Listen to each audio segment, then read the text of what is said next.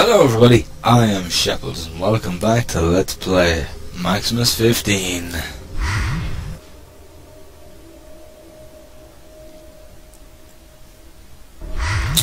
Right, so we have to go empty our inventory again.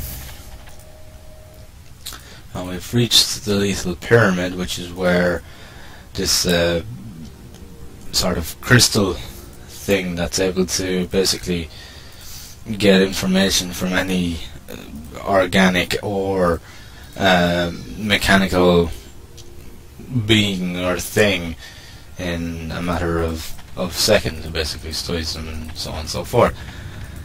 And basically we have to go and destroy these so that they don't fall into the aliens' hands, basically. But yeah, so in the last part I was kind of going on about, you know, action RPGs and that they're not as numerous as other genres and why they're not as numerous as other genres and things like that. I was basically I was having one of my rambles in a sense, and it kind of it got me thinking in a sense, and I'm half thinking of doing a kind of a I suppose you could say an announcement video in a sense, where basically I want to try and encourage people to play older games. I mean, I'm not saying that people don't, because you know there's a huge following for old games, particularly on the likes of GOG, where people basically, you know, buy games and, you know, old games and they play them, you know, just like they would have in their childhoods, or you know, or when they first started playing games or whatever. I mean, GOG.com is probably the best site for old games, because you don't have to, you know, you don't have to play, you know, you don't have to set up DOSBox. DOS was something I was never very good at. I'll openly admit that, and I just could never get my head around DOS. There was just something about it, and I just couldn't work it out. And so it kind of stopped me from going back and playing all my old favourites. And then GOG arrived, and, or should I say, I found out about GOG, thanks to the Malevolence community.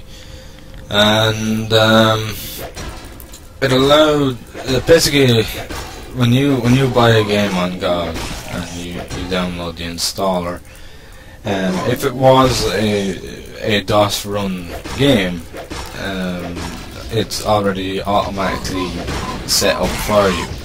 So the whole DOS box is actually done, ready, and it just self-installs itself onto your computer in the actual folder of the game. So you don't actually have to do any fucking around with DOS or anything like that. You can just get straight set up and it works really well. And on top of that, I've got set up so that it actually opens up in OpenGL as well, which makes it even easier on modern computers. And it's, you know, it's GOG that's kind of revived the older games a good bit, at least for me. I don't rate Steam as good for older games. I'll be completely honest with that. They don't have the same, they don't quite do as good of a job as GOG do. A good example of this is I actually got Quake 1 on Steam, and it ran perfect for about a year. And then they made some update to it. And basically now it's actually incompatible with Windows XP.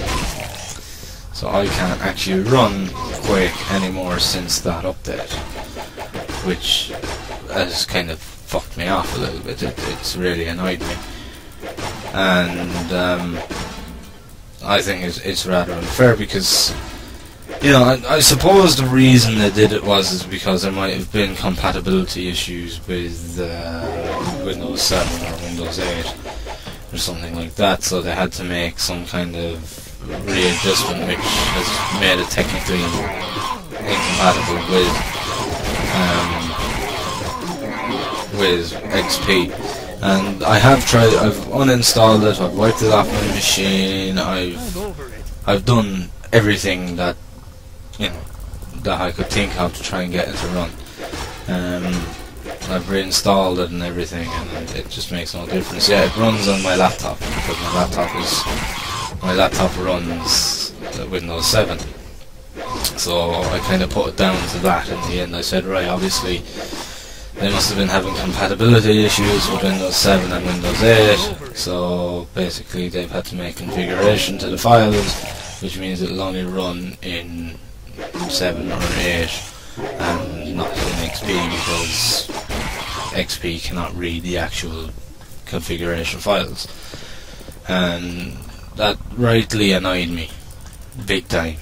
It rightly fucked me off. I was very angry about it, because I would have thought that they would have been able to come up with some sort of solution where it would still work on XP, or they'd allow you to do a separate download or something to just allow you to, but no, it's a case of you either have Windows 7 or 8 or too fucking bad, and yeah, I was not a happy bunny. But at least I can still play it on the laptop. At least that's something, I suppose. But at the time, I was not a happy bunny at all about it. I was not happy. But I've been kind of playing. Recently, I've been playing a lot more older games. Like recently, there was a GOG.com summer sale that went on for about 2 weeks, and all our games were a minimum of half price. And then they had like flash sales, like 2 new games every hour, up for sale for anything between 75 and about 90% off.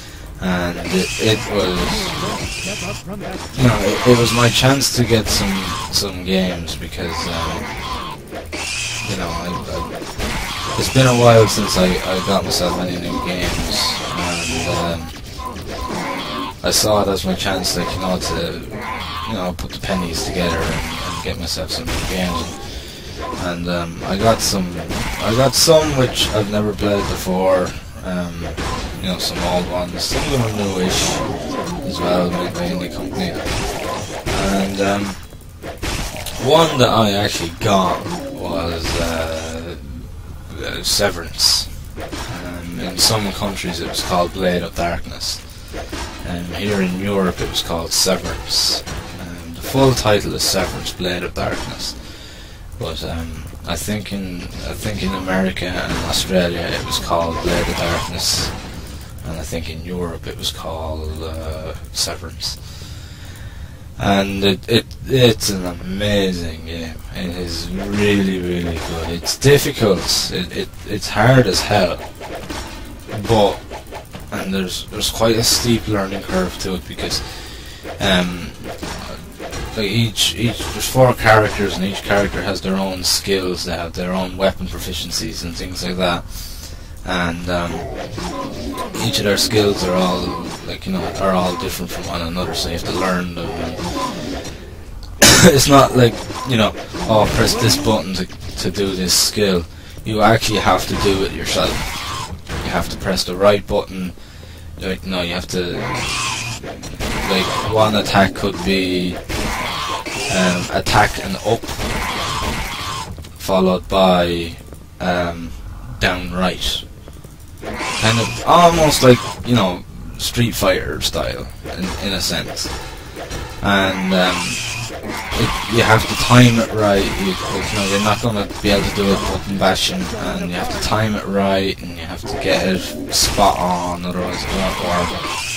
And on top of that, it can be countered as well whilst doing them. You know, and every enemy has their own attack, their own, you know, strengths and their own weaknesses, and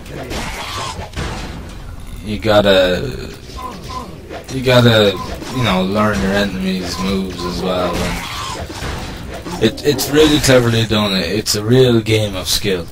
It's about, you know, being able to learn your enemies' attacks, learn their weaknesses, learn when they're vulnerable, and use that to your advantage, and things like that. You really need to use your enemy's weaknesses to your advantage, and things like that. And it makes for a fucking great game. And it's not very long, but it's not short either. And then you have 4 characters as well, as I said, each with their own abilities and strengths and weaknesses. So you know, you're going to probably end up playing it more than once, because you know, you're going to play with different characters to, you know, experiment with their styles and things like that. And it works really, really well. I personally excuse me, I personally enjoyed it. I really, really enjoyed it. And I started off with the dwarf, because a dwarf is probably one of the easier characters, because he's got a shield and he's got a lot of health as well. Sorry, take a drink. You have to use a shield with him, as well as I'm gonna go buy that. And then you have your attack as well, and he's really tough. He's got an awful lot of health, just to make it, you know, that little bit easier. And then you've got the knight, who is kind of, you know, he's not quite as beefy as the dwarf, but he's a little bit quicker. And he uses, like, you know, one-handed swords and shields. And then you have the barbarian, who uses two-handed swords. So he's good at dishing out damage, but he's like really weak in defense because he's no shield. So when it comes to blocking attacks, you either have to dodge completely or you have to parry them, which means timing it correctly. And then you have the Amazon, or the adventurer, or whatever she's called, and she's the more frail of the characters. She doesn't have as much health as the others, but she's quick and things like that, you know. So it's really good for replay value, because, like, as I said, the game isn't that long. Like, you know, it'll take you maybe 2 days maybe a day and a half to 2 days of sticking in a good few hours. About, you know, if you're stuck in 6 to 8 hours, you'd probably do it in 2 days, thereabouts. And then, like, you know, you'd go back and you'd play with another character as well. Like, each character starts off at their own starting location, so every time you start off the game, it is a different character. It's a different place that you actually start for each one. But the levels are the same after that for each character, but it's excuse me, I've just got a tickle in my bloody throat. It's a different play style for each character, though.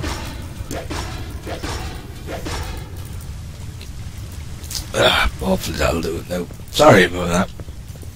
But yes, it's a very different play style for each character.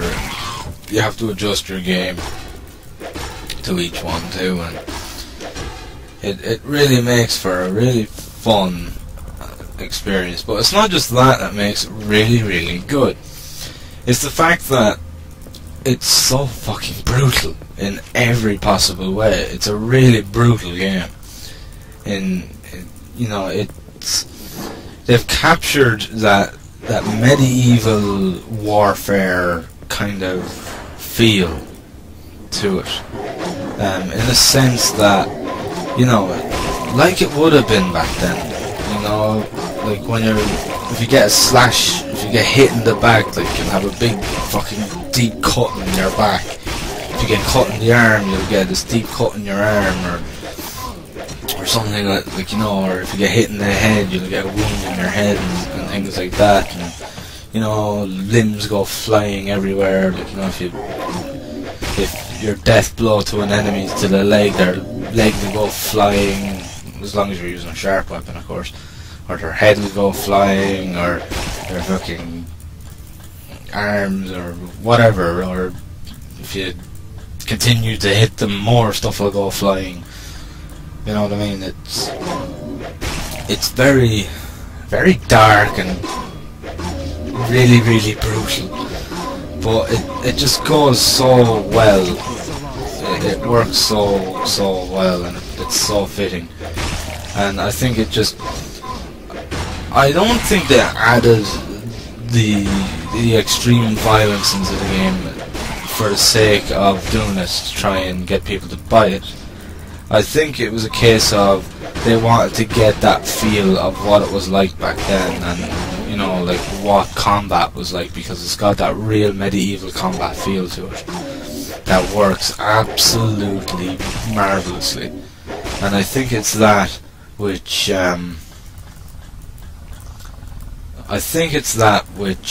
has just,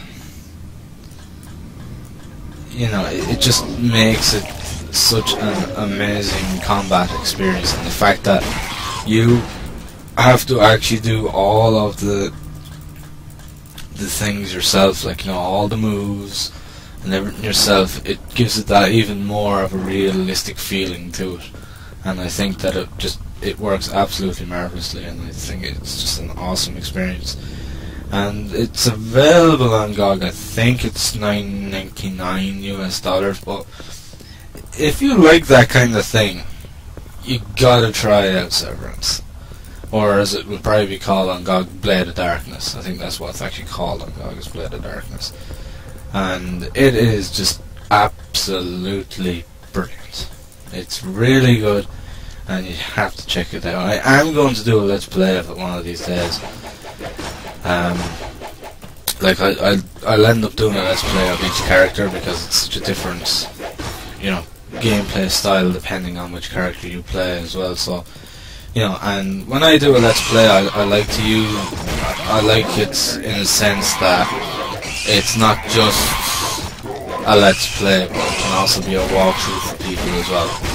So that's why I'd go and I'd actually do another, like, you know, why I'd go and do a Let's Play of each character, so that, like, people could use it as a walkthrough as well.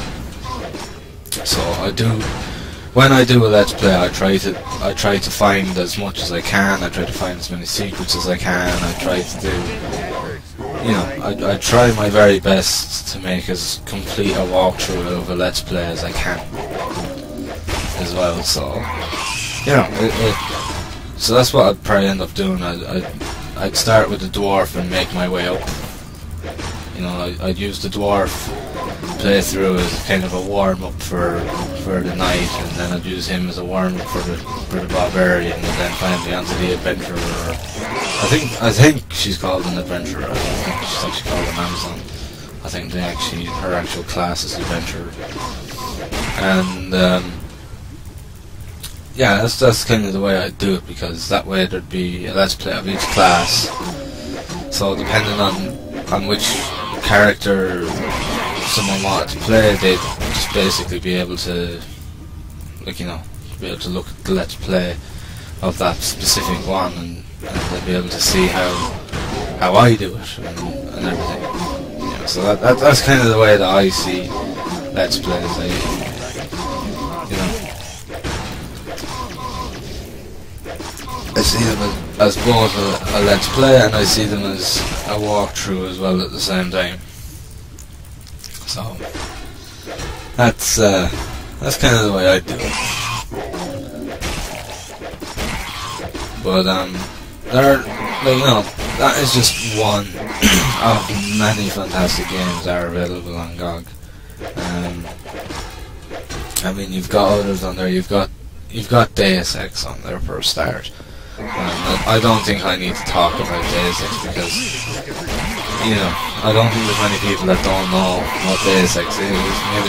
Maybe the younger gamers might not, but they'll definitely know the new one, which is Human Revolution, which is actually a prequel to the first one. But you just can't get any better than the first Deus Ex. It was a fantastic game, and you know, that's just one.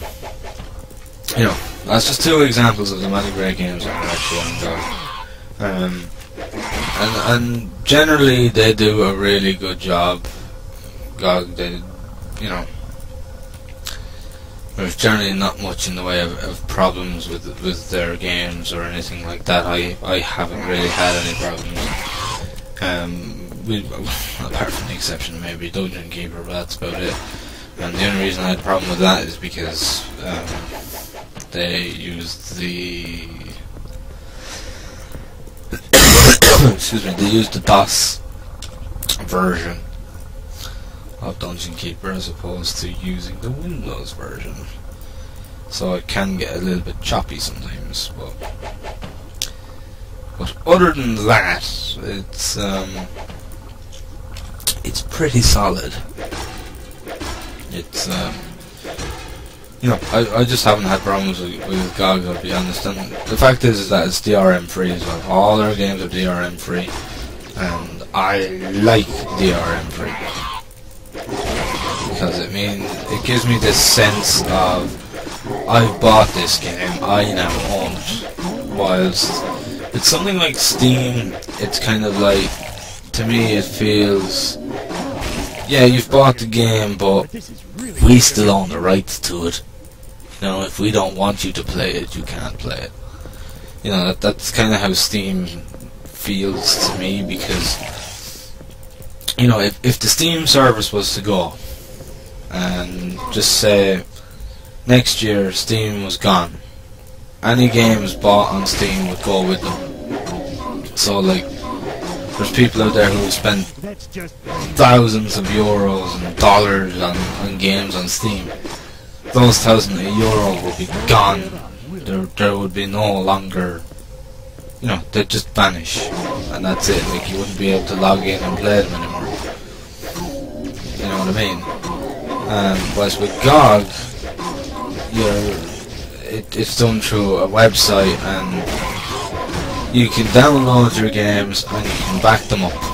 You can back up the installers on an external hard drive, and there you go, they're yours there forever. So even if GOG went down the ship pan and shut down, you will still always be able to access your games even then. So that's kind of that's why I would choose GOG over Steam in most cases. The only time I won't, like, you know, the only time I really use Steam is if I really have to. For example, if a game wasn't available on GOG, because, you know, when it comes to some indie titles, GOG are a little bit tougher. They're tougher to get onto than Steam, because they have a much higher sort of quality boundary.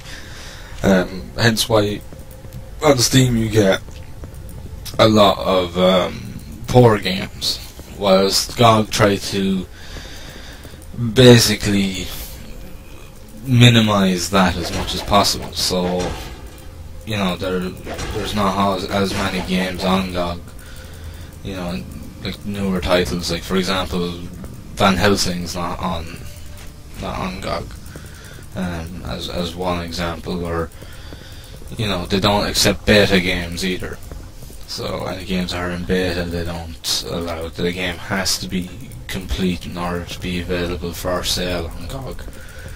So, you know, generally when you're buying a game on GOG, you can buy it with assurance that you're getting good quality. Now that's not to say that the game might not be your, like, you know, that you might, like, you know, they, sorry, what I'm trying to say is that, you know, there's no assurance that you're going to like every single game you buy on there, because that's just not the way it works. You know, there's going to be some games where you think to yourself, oh, I'm going to like this, but it turns out that you don't. That's just the way it works, you know. There's nothing that you can do about that. That's just the way it is. It's personal preference. And,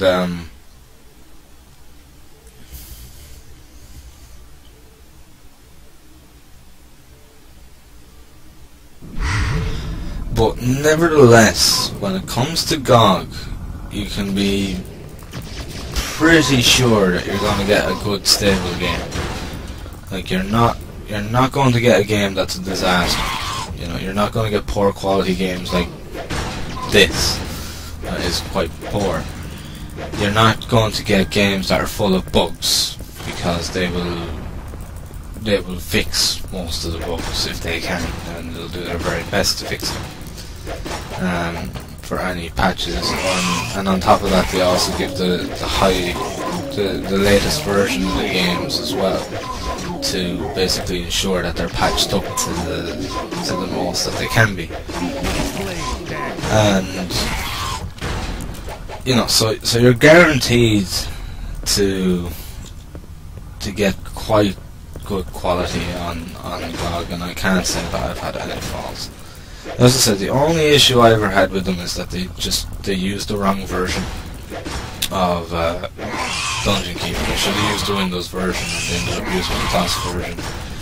And the DOS version just, it looks uglier, it plays, it's much slower, it's not able to run as quick, things like that. It's the only mistake that I've been able to find with GOG in anything that I've purchased on there.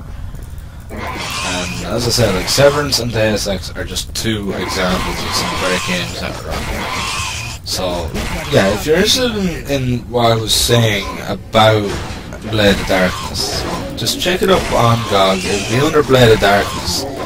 In Europe, it was known as Severance, but on GOG and, like, no, in the likes of Australia and America, it was called Blade of Darkness. So it's on GOG under that, but check it out. The graphics were great for its time as well, because when it was actually released, I actually got it on the year that it was released. I waited until it went down in price a bit, and I found I couldn't actually run it because my PC at the time wasn't able to, because it was such a, like, you know, when it was released, you needed a high-end PC to play it. You really did. So, yeah, if you missed that gem, get it on GOG. It's a lot of fun. You'll love it. But I'm going to leave it here for this part, guys. So thank you very much for watching. I hope you've enjoyed the video. And as always, I'll see you in the next one. Thank you, and have fun.